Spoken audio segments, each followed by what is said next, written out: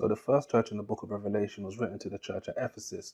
And one of the things Jesus alludes to in basically at the end of the letter, he basically says, if you overcome, I'm basically going to give you access to the tree of life. Now, this is pretty much an easy one. This is something to weigh your appetite.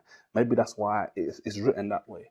But most people have read the first couple of pages in the Bible, if they've read the Bible at all, and they know for certainty what the tree of life actually is. But think about the context of what Jesus is actually saying here.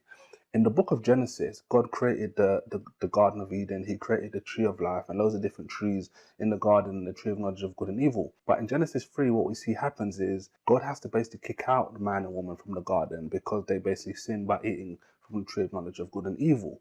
And at that particular time, God says the man has become as one of us to know good and evil. And then he says, let's basically protect the way of the tree of life, because if man eats again in this sinful state, he'll eat and live forever in that sinful state. But look what's actually happening here in this letter to the church of Ephesus. Jesus is now offering the tree of life again as a potential reward for those that have a relationship with God and actually overcome the trials and tribulations that they're going through.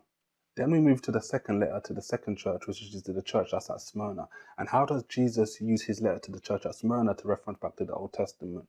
Well, in his introduction to that church, what does he say? He calls himself the first and the last. Now, this may not be something as popular or commonplace as the tree of life, but Jesus addresses himself to the church at Smyrna as the first and the last. And really, when you read through the book of Isaiah 41 verse 4, Isaiah 44 verse 6, and Isaiah 48 verse 12, really God goes just for a few pages. Literally, every now and again in the Bible, God will go out of his way basically to kind of present himself as who he is, the creator, the all-powerful person. And in these three scenarios, God addressed himself specifically as, I am the first and the last, there is no one but me, etc. Next, we go to the church of Pergamos. And what does Jesus do in this regard? Well, he highlights a key character from the Old Testament, Balaam. Now, Balaam's actually a character that comes up a couple of times in the New Testament. The brunt of Balaam's story is basically taken from Numbers 22 to Numbers 24, and there's a little bit left to pretty much kind of conclude his story in Numbers 31.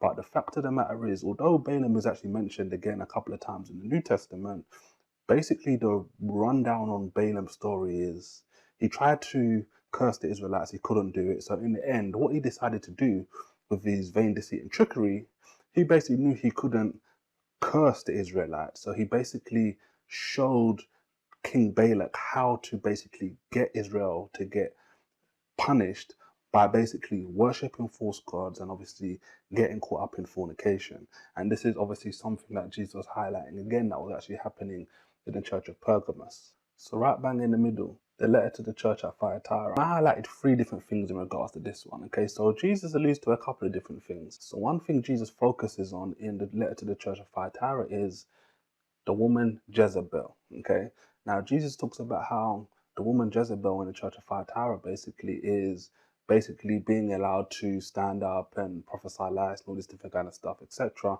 And this should ring alarm bells, okay, going back to 1 Kings 18, 19, 21, and obviously ultimately 2 Kings chapter 9, because ultimately what Jezebel does in the Old Testament is she does a number of things, but one of the most famous things she does is she basically took down all or most of God's prophets at one particular time. And she was doing that basically to elevate herself, to elevate her power, and her husband, who was actually the king, okay, Ahab. One day when her husband's sad because this guy wouldn't sell his land to him, she basically turns around and says, why are you sad? Don't worry about it. I'm going to get you the vineyard, basically. And she basically goes off and basically gathers these people to basically lie on this guy and say he did stuff that he didn't do so they could actually kill him.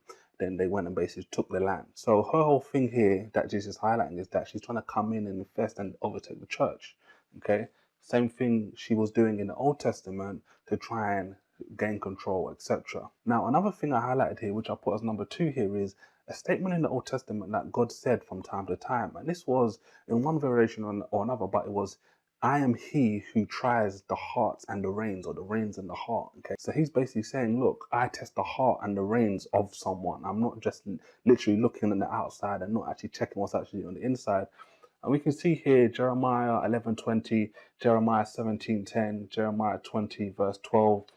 We've got Psalm 7 verse 9, and obviously Psalm 26 verse 2. And the last one we focused on is a common statement that a lot of people talk about today. Generally, they're talking about it from Jesus' perspective, And this is Jesus talking about letting his believers also rule with a rod of iron, basically, which is famous going back to Psalms chapter 2, verse 9, okay, where the scripture there is talking about the son being given a rod of iron to dash in pieces his enemies, okay. This is Jesus here in a letter to Thyatira talking about how he's going to basically empower his believers, his followers, to actually, like, he'll be able to dash in pieces like a potter's vessel his enemies that he will fight against. Now we move to church number 5. This is the letter to the church at Sardis. And Jesus basically talks about he who has the 7 spirits of God. Now, this is a really interesting one for a number of reasons. So the first thing I want to highlight is that in Revelation chapter 5, verse 6, if you go a couple of pages to the right of what we're reading actually right now, this phrase comes up again, okay? And it talks about how these 7 spirits of God are like 7 eyes, so to speak. And that basically, the reason I've got this arrow here, because it kind of pushes you and should remind you of something that happened in Zechariah chapter 4, verse 10. And really, if you want to go back to the previous chapter in Zechariah, that's pretty much where the narrative starts about this 7 in regards to 7 spirits or the 7 spirits of God, etc. But in Zechariah 4 verse 10, just for easy reference sake, it talks about and alludes to these 7 eyes being the 7 spirits of God that go to and fro in the earth. It's almost like, or a different way of the Bible kind of explaining how God's spirit can be everywhere at one time, okay? The spirits are going to and fro in the world. So pretty straightforward one, and later on in the book of Revelation kind of gives you a clear and uncut answer for that, okay? Now I also put here also Isaiah 11 too. In Isaiah 11, the scriptures basically talking about he who would come from the line of David, okay, which we believe to be Jesus. And in verse 2 of Isaiah 11, it basically talks about how he's going to have the Spirit of God upon him. And this is something just additional. Food for thought, I said, you know what, let me just throw that at you and see what you think. Let me know in the comment section below. So the church at Philadelphia, what does Jesus reference from the Old Testament in this letter? Well, something very powerful. He basically talks about how he has access and he can give the key of David, okay, as it's written in the book of Revelation to the church in Philadelphia. But if you go back to Isaiah 22, okay, and you can read verses around it as well, this is where God is basically highlighting one particular individual that is pleasing in his sight.